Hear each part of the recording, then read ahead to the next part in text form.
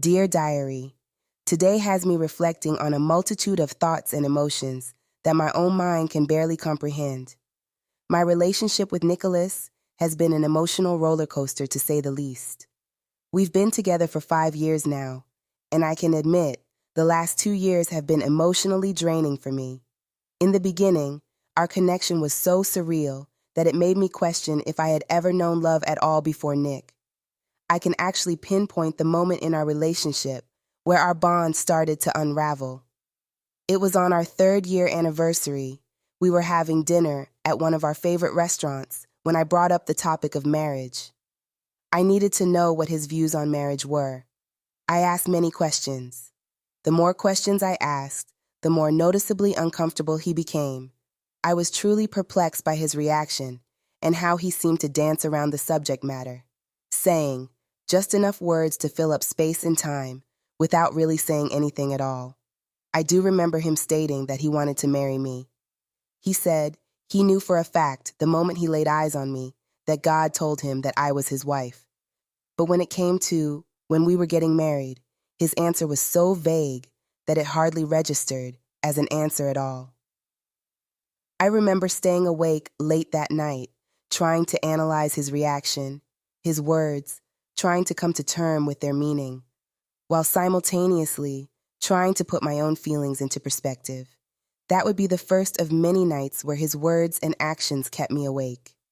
Let's take today, for example. The vibe between Nick and I was so awkward. It was the first time in 2 weeks that I had seen him in person. I was still receiving several texts and numerous calls from him daily. There were even a few unanswered knocks at my door.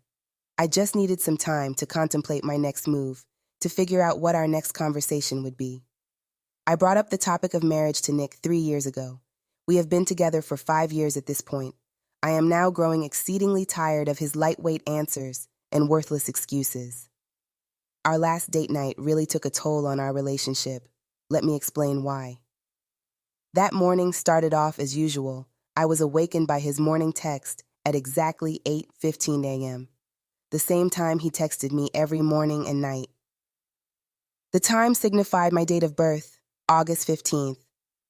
He has been doing that since the beginning of our relationship. I used to think it was the sweetest thing in the world. Now it feels more routine than genuine. Especially after I found out that he actually sets an alarm to remind himself to text me at that time each day.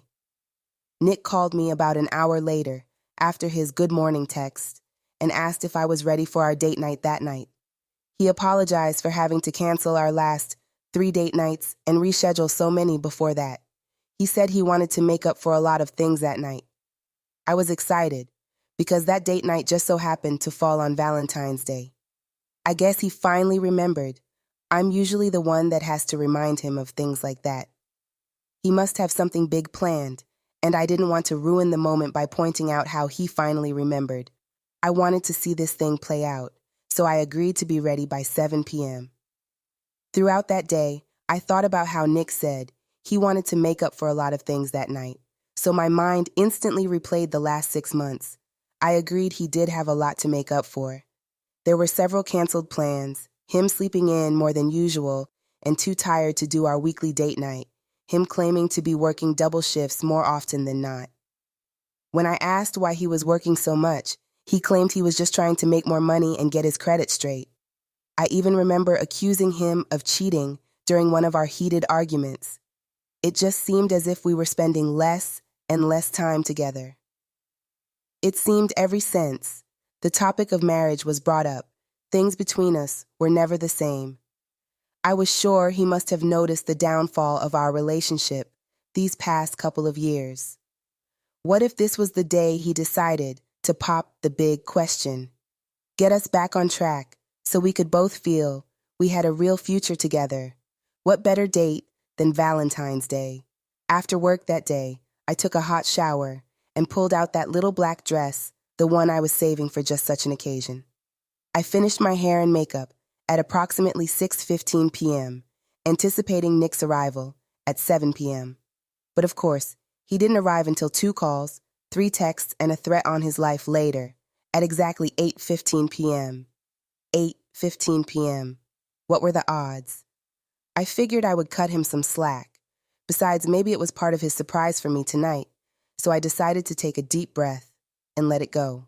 I slipped on my little black heels and answered the door with a huge smile on my face that quickly subsided when I realized that not only was he late, but apparently I was way overdressed compared to his fresh white tee and basketball shorts. I was also greeted with gas station roses and a king-size Hershey bar. I was extremely disappointed, to say the least. Not only was this our 5th Valentine's Day together, it also marked the week before our 5th-year anniversary. Needless to say, I was hoping for a lot more. After our casual date to Chili's and nothing more than a goodnight kiss, I was ready to kiss this relationship goodbye. I decided I was done wasting my time waiting for Nick to pop the big question. It was like working for 2 weeks straight and never receiving that paycheck, or going to school for 4 years, but never getting that degree. It was time to face facts. We've already had way too many one-sided conversations about us getting married. The same conversations that left me in tears and more confused than ever. I was sick of his excuses of bad timing, getting his credit straight, and all the other many excuses he gave, which always ended with us getting married soon or next year. That year has yet to come. It made me believe that marriage was something he just didn't want to do, which would be cool if he would just be honest about it. I refused to give him an ultimatum. I wanted not only marriage, but marrying me to be something he wanted to do and not something I had to pressure him into doing. Now, I was so over it. Today, after not seeing each other for 2 weeks, we met up for coffee. Conversation did not flow.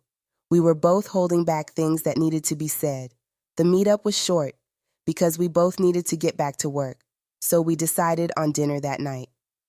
After coffee, I went back to work and decided that night at dinner I would have to end things with Nick. The time had come for me to start putting myself first and time to stop putting my feelings on hold for a man who didn't take my feelings seriously. I was tired of feeling bad all the time, like I was not good enough to marry. I was tired of playing myself for him.